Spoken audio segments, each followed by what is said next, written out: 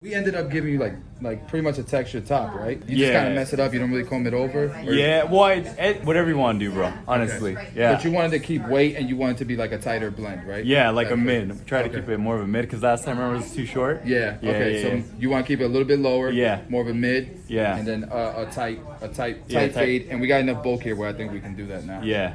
Perfect, bro. Let's do it. Yeah. Ready.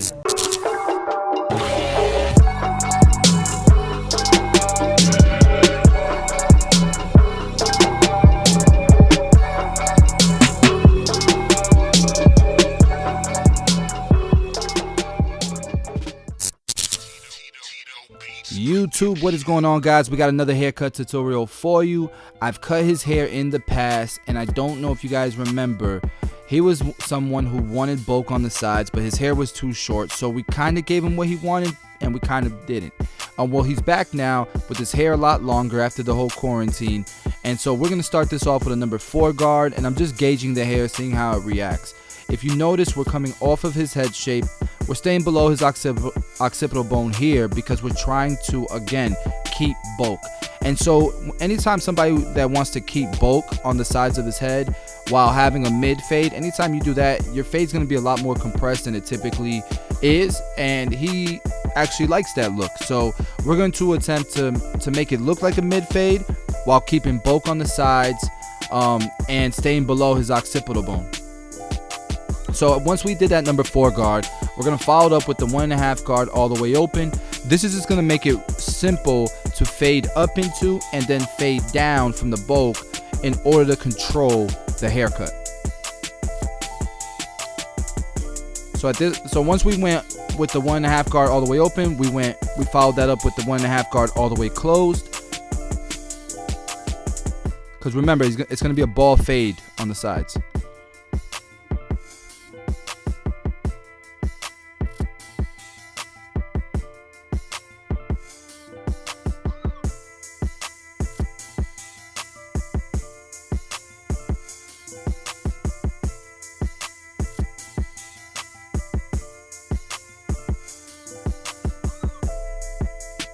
Alright, so once I've done that process, there is going to be a little bit of a hard ridge there.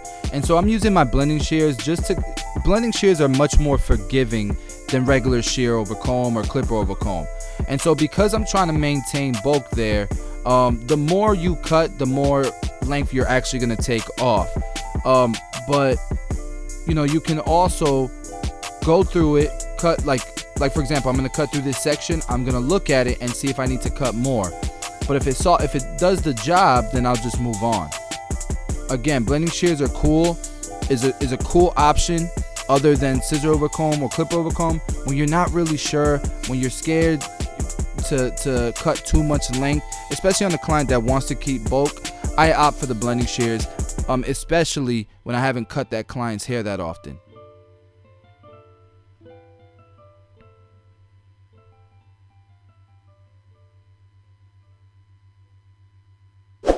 Alright guys, I didn't record just this part though. I just missed balding him out. So you didn't miss much. We balded him out just so you can see in 360. Round 3, guys, round 3. We're gonna have to come back. Alright, so that happens to YouTube barbers all the time. Like for me, there's so many videos that I've recorded that I never got to edit because I might be cutting for 15 minutes straight and not have recorded that whole entire time when I thought I was. Sometimes you can save a video, but sometimes you can't. Sometimes you can't do anything with that video. So fortunately, we only missed recording the balding area when we're balding somebody out. And so now I'm following it up with the shaver, and we can continue with this tutorial using the blade open to set us up. And you can see, like, we've lowered it down to 1.5 guard, and now we're just blending into that. But we have that nice bulk there still. So we're gonna go and start to take out this bottom line. Clippers all the way closed, and you can see I'm almost going halfway up, and it's blending right out. Now there is a subtle line there still, so I'm gonna follow it up with the trimmers and using the corners to kind of pluck out that line. In the back, the line wasn't coming out that good, so we flipped the trimmer over, and we did the job with that technique. So now we're using our 1 guard all the way open, and this should blend right in considering that we started with a 1.5 guard. So this 1 guard open should blend right in.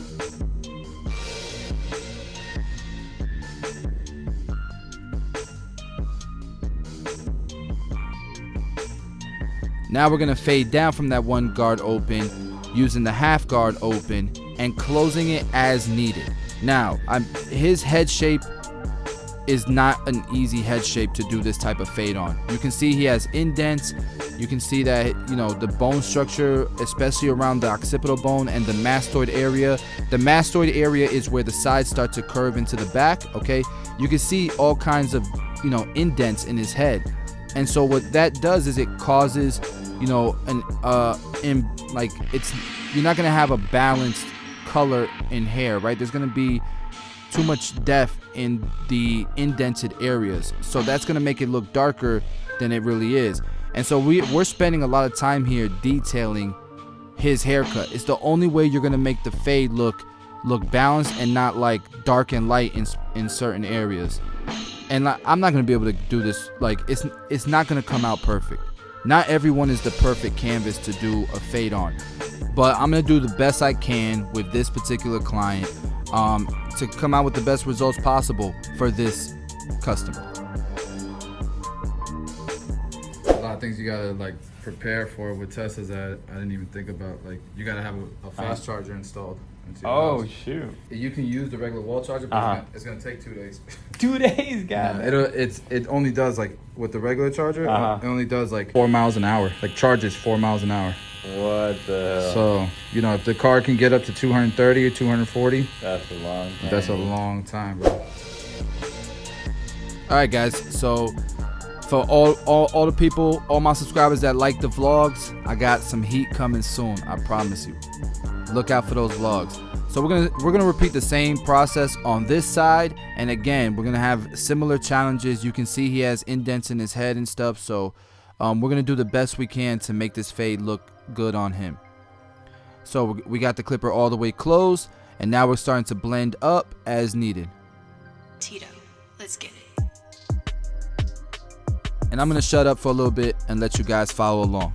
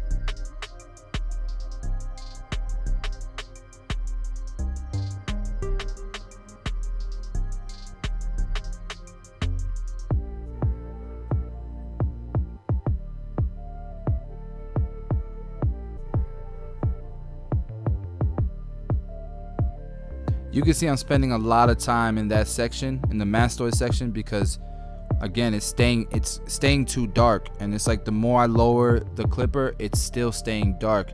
So we're gonna have to bring just the blade, like as you can see here in that area, just to get it to lighten up.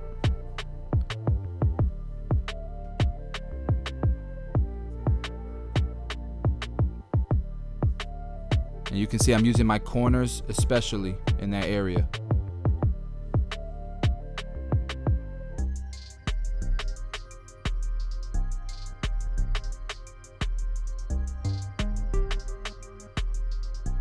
Spending a lot of time detailing.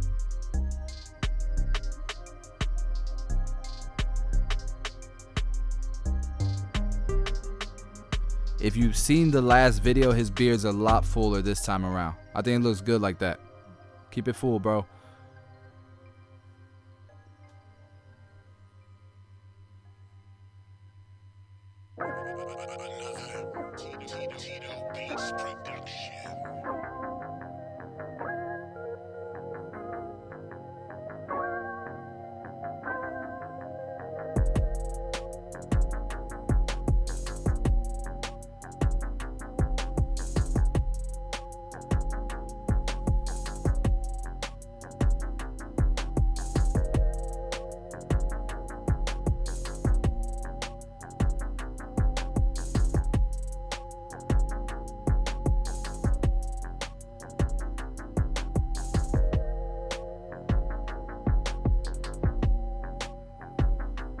Okay, and when I asked him how he wanted his beard, he wanted it full. And I'm excited to do the beard, especially when I put the razor on it. I know how I feel about the razor.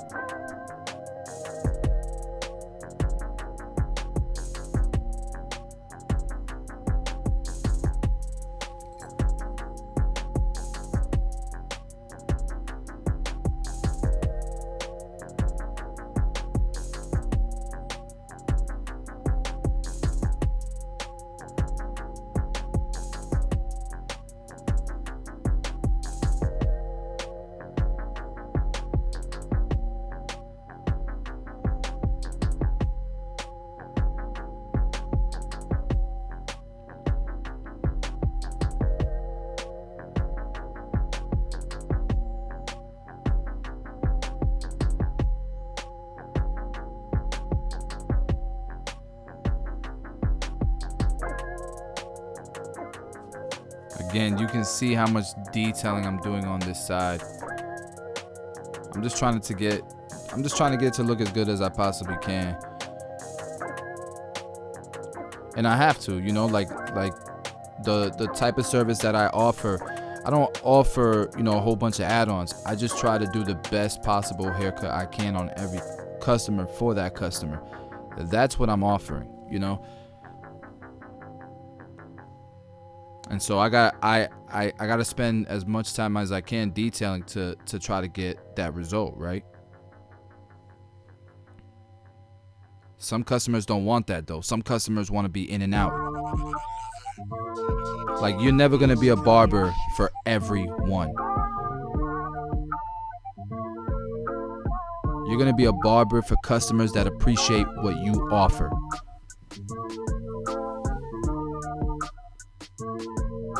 So with the mustache, he wanted it natural, but he wanted it off his lips, and that's what we're doing.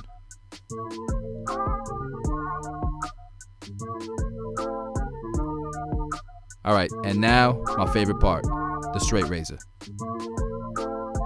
Brings the cut to a whole nother level.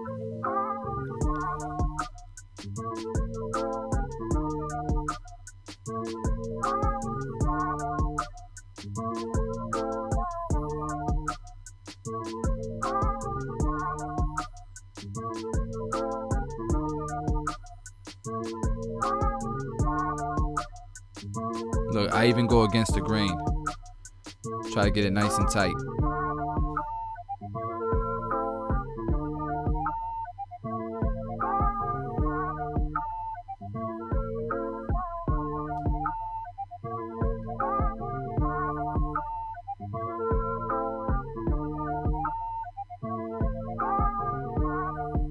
Shout out to my cousin Tito for the beats. If you guys want to check out his beats, there is a link in the description.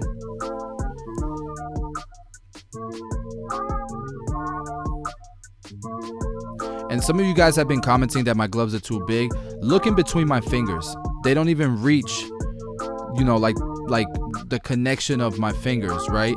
And if I go any smaller on these gloves, what happens is they split in between the fingers too often, all the time. I got big hands, skinny hands, but like long fingers and stuff. And so that's my issue with gloves right now.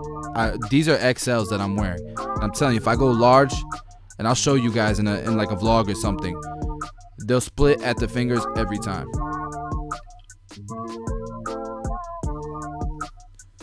I need skinny XL gloves.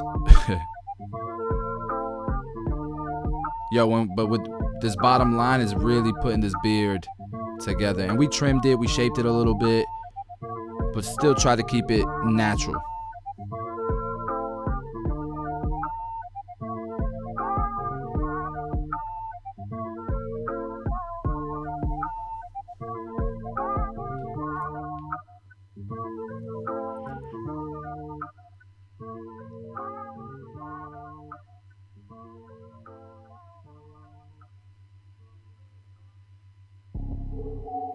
All right, so now, and I'm telling you this right now, this is how I teach my clients to use their texture powder. It just makes it easier for them. Damn it, Tito. Every time I use this texture powder on a client, every single time I sell one. They want one every single time. And this is with all my clients. So I charge $100 for a haircut, and then I'll sell them a product as well, and my ticket starts to go up. Obviously for YouTube haircuts I'm not charging, but I definitely have clients that come in, pay for their service, and walk out with a product as well. And so some of you guys will listen to what I just said and stop hearing anything after I said the price instead of learning from it, right? So guys, this is the before. Look at the after. If you like the cut, please do smash the like button. If you're new to the channel, we got heat coming every other day, it seems like. We've been pumping out content, so please do subscribe, and let me know what you guys think in the comment section. Love y'all, appreciate y'all, see you in the next video.